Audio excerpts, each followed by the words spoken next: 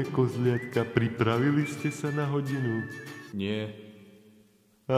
Veď ani ja.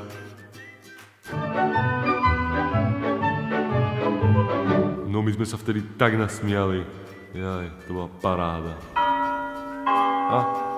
Hodina nám už končí.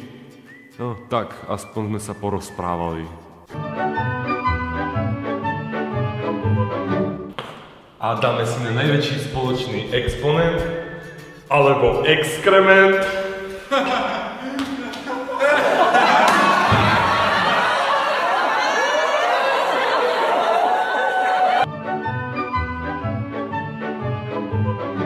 A čo sa stane, keď sa nám jadro oddelí? A na čo nám to bude?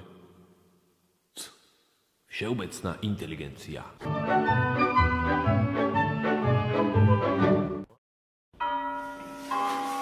Hodinu končí učiteľ.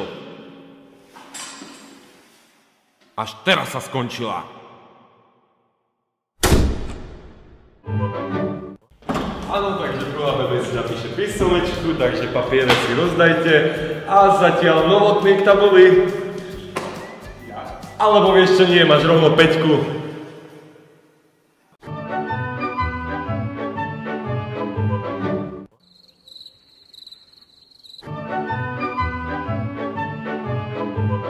Ty, čo chceš robiť? Čo chceš robiť?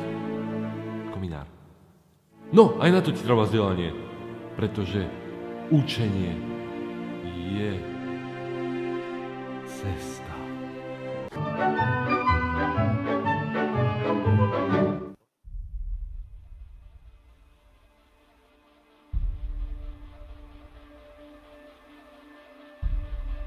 Všetci prepadáte.